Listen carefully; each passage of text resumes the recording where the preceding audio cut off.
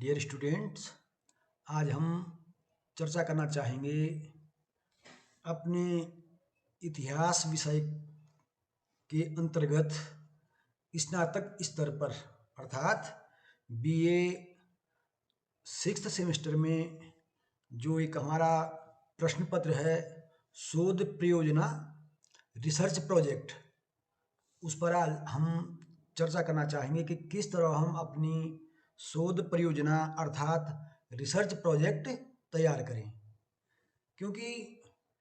हमारी जो यूनिवर्सिटी, हमारा जो विश्वविद्यालय है श्रीदेव सुमन उत्तराखंड विश्वविद्यालय, तो पहले विश्वविद्यालय ने इतिहास विषय के अंतर्गत पंचम और षष्ठम सेमेस्टर में शोध परियोजना के 2 प्रश्न पत्र तैयार किए थे और वो प्रश्न पत्र हमारे पाठ्यक्रम में सम्मिलित किया था। उस पाठ्यक्रम के अनुसार इतिहास विषय में पंचम सेमेस्टर में ऐतिहासिक भाषाओं का अध्ययन, जिस पर हमें शोध परियोजना तैयार करनी थी, और षष्ठम सेमेस्टर में शोध प्रविधि, जिसे हम कहते हैं रिसर्च मेथोडोलॉजी का जो प्रश्न पत्र पाठ्यक्रम में सम्मिलित किया था, बाद में उसमें परिवर्तन किया गया और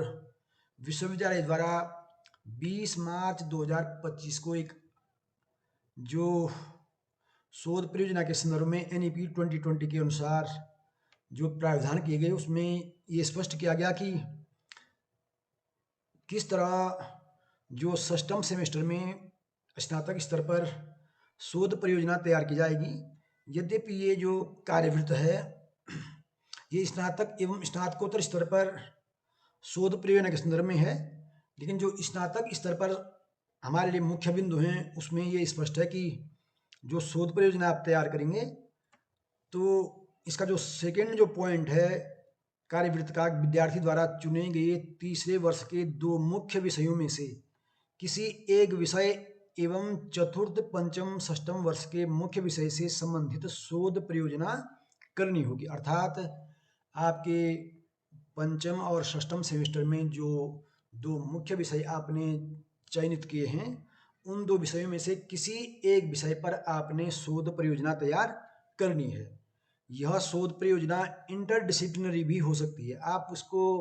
अन्य सब्जेक्ट्स, अन्य विषय से भी जोड़ सकते हैं, अन्य संकाय से भी जोड़ सकते हैं। यह शोध परियोजना industrial training, internship,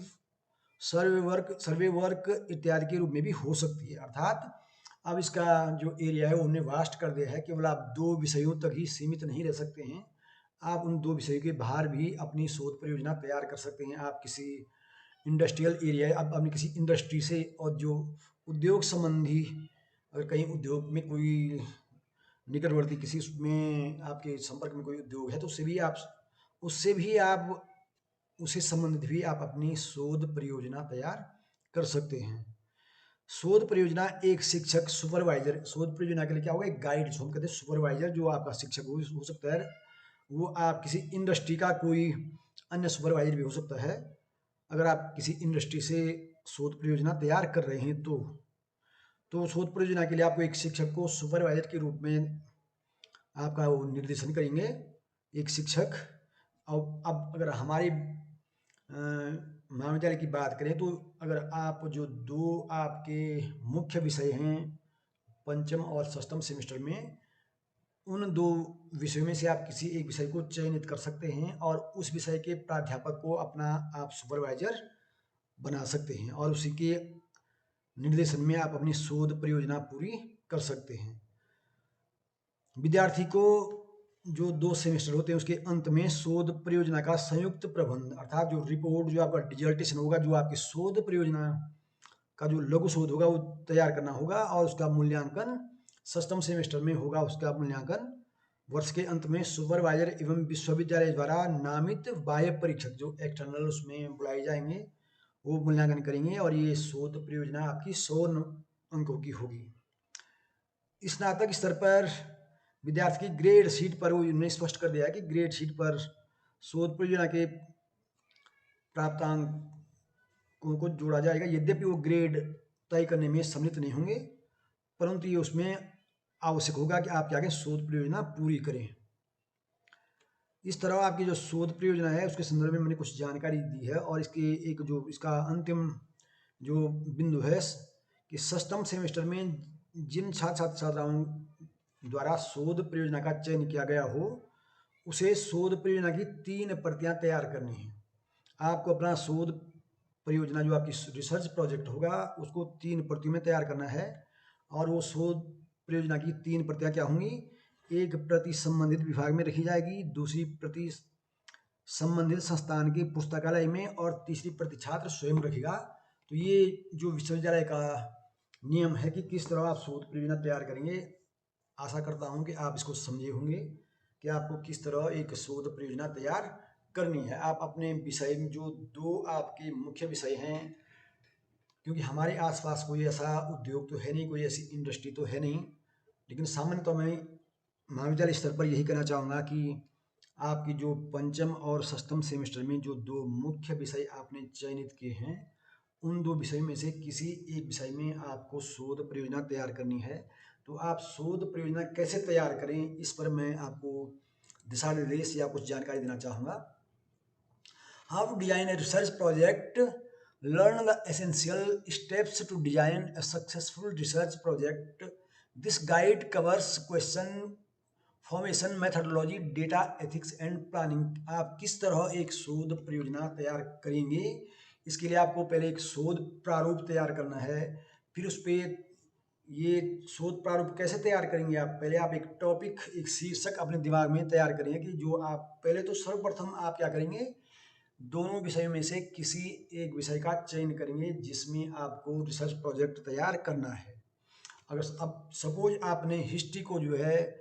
research project के रूप में चूज किया है, तो हिस्ट्री के अंतर्गत किन किन शीर्षकों के अंतर्गत आप शोध कर सकते हैं, आप अपना रिसर्च प्रोजेक्ट तैयार कर सकते हैं, पहले आपको ये समझना है। इसके लिए जरूरी है कि आपको इतिहास के उन शीर्षकों या उन समस्याओं या उन विषयों के बारे में, उन तथ्यों के बारे में जानकारी प्राप्त करनी होगी जिस पर आप शोध कर सकते हैं। इसके लिए आप ये आपको पहले समझना जरूरी है कि आप अपना शोध शीर्षक, अपना टाइटल, आप अपना एक सब्जेक्ट कैसे तैयार कर सकते हैं जिस पर आप शोध करें, और फिर उसको ये समझेंगे कि कैसे उस पर आप किस विधि द्वारा उस पर शोध कर सकते हैं। तो पहले आप ये समझें शोध होता क्या है। असल में शोध क्या है, किसी भी विषय में अगर आपको शोध करना है तो पहले आपको ये समझना है कि इस विषय में कौन सी ऐसी चीज़ें हैं, ऐसे तथ्य हैं जिनके बारे में अभी तक शोध कार्य नहीं हुआ है, या बहुत कम लोग उसके बारे में जानकारी रखते हैं, या लोगों को या समाज को या एक एकेडमिशियन को उसके बारे में ज़्यादा जानकारी नहीं है। तो ऐसा आपको पहले टॉपिक चूज करना है और फिर उस टॉपिक पे आपको शोध करना है। सामान्यतः रिसर्च अर्थात पुनः खोजना, इतिहास के संदर्भ में मैं ऐसा भी कर सकता हूँ, या इस तरह भी हम इस बिंदु को स्पष्ट कर सकते हैं कि इतिहास में बहुत सारी चीज़ें पहले हुई हैं, वो हमारे समाज में उस समय रही हैं। जैसे हम लिपि की ही बात करें, हमारे बहुत सारे ताम्रपत्र, अभिलेख ब्राह्मी लिपि में, खरोष्टी लिपि में या कुटिला लिपि में रहे हैं उस समय के, जब ये लिपि क्या है प्रचलित रही हैं। जैसे अगर मैं उदाहरण के तौर पे अपने चमोली जनपद का उदाहरण दूं, तो जो पाणुकेश्वर ताम्रपत्र हैं, पाणुकेश्वर से जो मिले हैं कार्तिकेयपुर राजवंश में, जिनमें या कार्तिकेयपुर नगर का जिसमें वर्णन है, ललित सूर्यदेव, सुभिक्ष राजदेव, जिनको जो ताम्रपत्र मिले हैं, तो उसमें एक प्रकार से कुटिल लिपि का प्रयोग किया गया है। तो उस लिपि आप समझ सकते हैं कि जिस समय वो ताम्रपत्र लिखे गए, निश्चित ही उस समय का समाज, उस समय के जो पढ़ा लिखा वर्ग था, या जो जिन लोगों ने वो ताम्रपत्र तैयार किए, वो लोग उस लिपि के बारे में बहुत अच्छी जानकारी रखते थे, उनको अच्छी तरह उनको पढ़ना आता था। परंतु धीरे धीरे वो उस लिपि में परिवर्तन हुआ, और आज हम क्या हैं, आज हमारे बीच कुटिल लिपि प्रचलित नहीं है, या हम कह सकते हैं ब्राह्मी लिपि प्रचलित नहीं है, और आज हम उनको स्पष्टतया या सीधे तरीके से आसानी से उसको पढ़ नहीं सकते हैं। तो इनको पढ़ने के लिए क्या करना पड़ेगा, हमको उन पे शोध, मैंने फिर से उनको पढ़ने का प्रयास करना पड़ेगा, उस लिपि के बारे में जानना पड़ेगा। और जब हम उस ताम्रपत्र को पढ़े गए हैं, अब तो स्पष्ट है कि उनका ट्रांसलेशन हो चुका है, उनका अनुवाद हो चुका है, अब तो पढ़े गए हैं। लेकिन उन ताम्रपत्रों में क्या उनकी विषय वस्तु क्या है, उनमें क्या कहा गया है, किन स्थान का उसमें वर्णन किया गया है, किस संदर्भ में है। तो अगर हम ये जानना चाहें तो आज हमारे लिए क्या वो एक शोध का विषय है कि हम उनका गहन अध्ययन और विश्लेषण करें।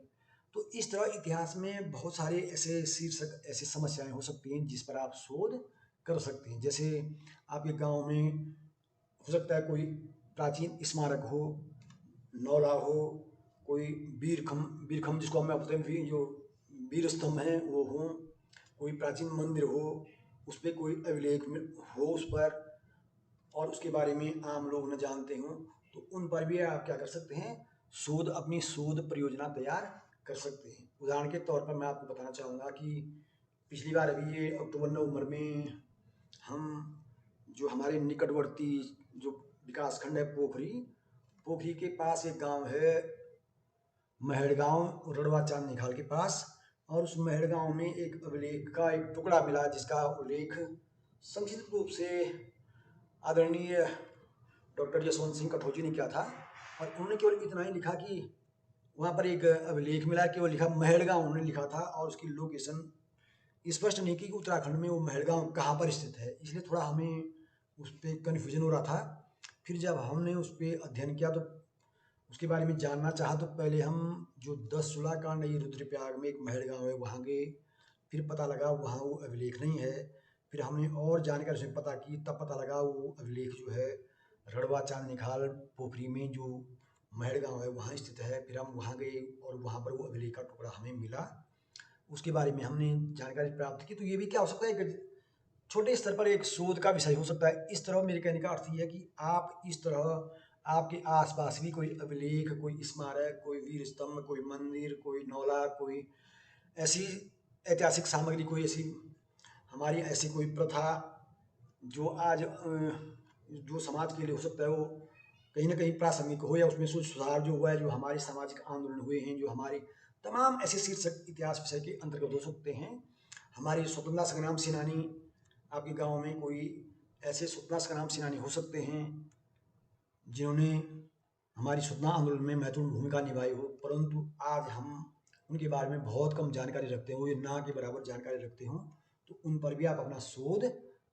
कर सकते हैं, अपनी शोध परियोजना तैयार कर सकते हैं। तो यही है कि कैसे हम शोध का अर्थ क्या हुआ, मैंने जैसे भी बताया कि शोध का अर्थ किसी विषय से संबंधित, किसी विषय, शीर्षक या समस्या के संबंध में गहन अध्ययन करना, जांच पड़ताल करना, समस्या का समाधान करना। इस एक निश्चित शोध प्रक्रिया के तहत प्रश्न पूछना, आंकड़ों का संग्रहण करना, फिर आंकड़ों का विश्लेषण करना, और उन आंकड़ों के आधार पर विश्लेषण करके एक निष्कर्ष निकालना। एक शोध परियोजना के अंतर्गत ये विभिन्न चरणों से गुजरते हुए आप अपनी शोध परियोजना तैयार कर सकते हैं। अब जैसे डिफाइनिंग योर रिसर्च क्वेश्चन, आप उसकी आपका जो शोध परियोजना से संबंधित आपके दिमाग में जो प्रश्न आएंगे कि आपने करना क्या है, उसका महत्व क्या है, उसके शोध परियोजना के गुण क्या है, क्या खासियत होगी आपकी शोध परियोजना की, या वो क्या करना है, अपने दिमाग में खाका तैयार करना है और तब अपनी शोध परियोजना को आगे बढ़ाना है। अब शोध परियोजना के जो विभिन्न चरण होते हैं कि किस तरह आप अपनी शोध परियोजना को आगे बढ़ाएंगे, तो इसमें जो शोध प्रक्रिया के विभिन्न चरण हैं वो है, जैसे सबसे पहले मैंने बताया कि शोध शीर्षक या शोध समस्या, जिस बिंदु पर आपको शोध करना है, जिस तथ्य पर आपको शोध करना है, जिस शीर्षक से आपको शोध करना है, पहले उसका चयन करना चाहिए कि कैसे आप या किस विषय पे आप शोध करेंगे। ये मैंने आपको अभी बताया है कि इतिहास विषय में आप किस तरह शोध कर सकते हैं। फिर साहित्य समीक्षा, फिर उस पर जो आपका टॉपिक होगा उससे संबंधित अब तक कुछ पुस्तकें लिखी गई हैं, क्या समाचार पत्रों में कुछ छपा है, या कहीं आम लोगों के पास कोई ऐसा साहित्य है, कुछ जानकारी है, ये क्या आएगी, अब तक उस पर क्या काम है, क्या जानकारी आपके पास है, वो क्या आएगा, वह साहित्य समीक्षा, लिटरेचर रिव्यू। फिर एक परिकल्पना, एक हाइपोथेसिस, आप ये उस पर तैयार करेंगे कि इस तरह आप अपना शोध करेंगे, आप उस पर कैसे लोगों के समक्ष उस जानकारी को कैसे रखेंगे, क्या उस पर लोगों को बताएंगे। फिर उससे संबंधित आंकड़ों का संग्रह करना, उससे संबंधित जानकारी है वो जानकारी इकट्ठी करना। फिर जो जानकारी आपके पास हो जाएगी, जो तथ्य आप संग्रहित कर लेंगे, फिर उनका विश्लेषण, उनका एनालिसिस करना, और उसके बाद एक निष्कर्ष निकालना कि इससे ये इस समस्या का समाधान, ये समस्या थी, इसे जानकारी लोगों को नहीं थी, ये जानकारी हमने तैयार की, ये जानकारी इनके संबंध में है, और उसको निष्कर्ष के तौर पर तैयार करना, और फिर उसकी एक रिपोर्ट तैयार करना। ये क्या होता है, एक शोध के क्या विभिन्न चरण होते हैं। अब शोध शीर्षक का चयन कैसे करें आप, जैसे मैंने भी बताया कि शोध शीर्षक का चयन करने के लिए और जानना चाहिए आपको कि जिस विषय में आप शोध करना चाह रहे हैं उस विषय से संबंधित ऐसी कौन सी समस्याएं हैं या ऐसे कौन से तथ्य हैं जिनके बारे में लोग बहुत कम जानते हैं या न के बराबर जानते हैं। ऐसे तथ्य जब आप, या आपके आसपास कोई ऐसा हिस्टोरिकल मोनूमेंट्स या कोई ऐसा मैंने कहा स्वतंत्रता संग्राम सेनानी या कोई ऐसी समस्या या ऐसा कोई आंदोलन या कुछ से उससे जुड़े कोई व्यक्तित्व, ऐसे अगर आपके पास ऐसी तथ्य हों तो उन तथ्यों पर आप क्या कर सकते हैं, शोध कर सकते हैं। जैसे मैंने कुछ चीज़ें स्पष्ट की हैं कि हमारे यहाँ विभिन्न अभिलेख भी हो सकते हैं, विभिन्न स्मारक हो सकते हैं, वीर स्तंभ हो सकते हैं, और कई लोग तो वीर स्तंभ के बारे में जानते ही नहीं हैं,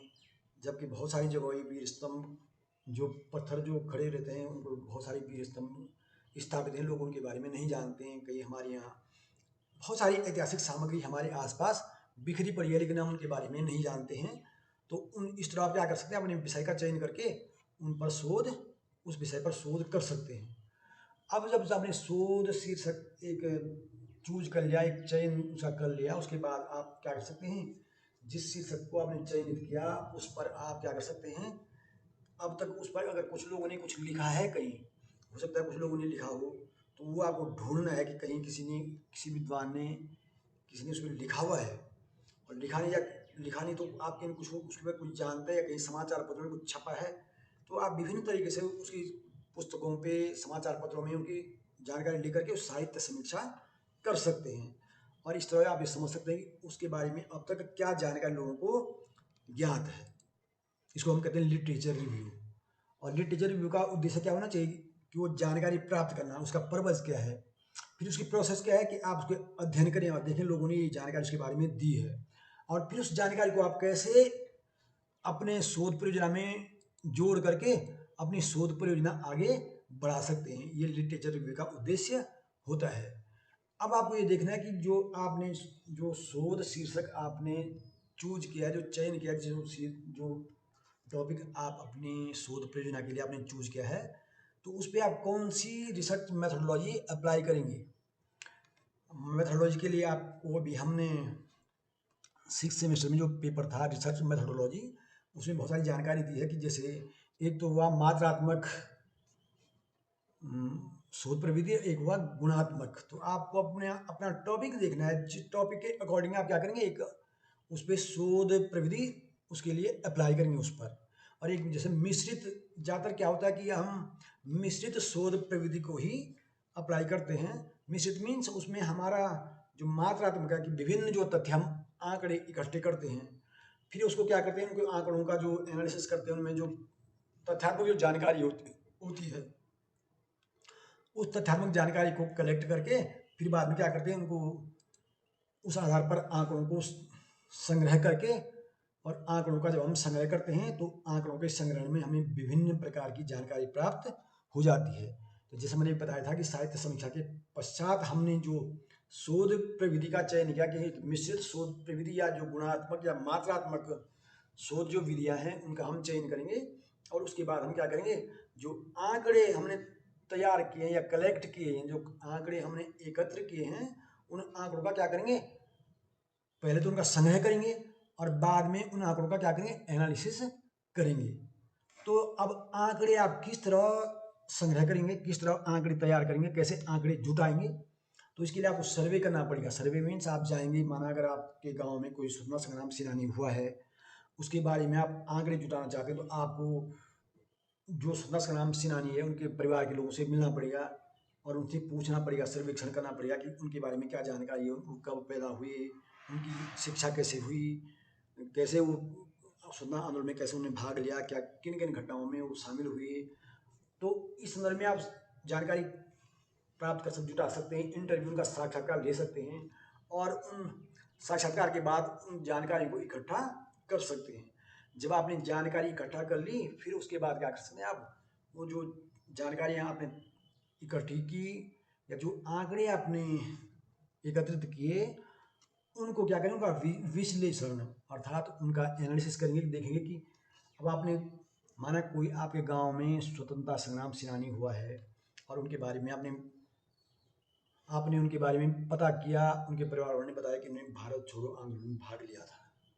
तो आप फिर ये देखिए कि भारत छोड़ो आंदोलन में भाग लिया, कब लिया, कैसे लिया, किसके साथ, किस महान जो हमारे विभिन्न जो स्वतंत्रता संग्राम हुए, स्वतंत्रता संग्राम सेनानी हुए राष्ट्रीय स्तर पर, किसके साथ वो जुड़े रहे। तो इस तरह क्या करना, उनका विश्लेषण करेंगे कि कहाँ कहाँ वो गए, उनका उद्देश्य क्या था, किन किन घटनाओं को उन्होंने, किन किन जो समय के आंदोलन के विभिन्न चरण थे, किन किन चरणों में वो सम्मिलित हुए, इस तरह उनका क्या करें, उनका एनालिसिस और उनके उनके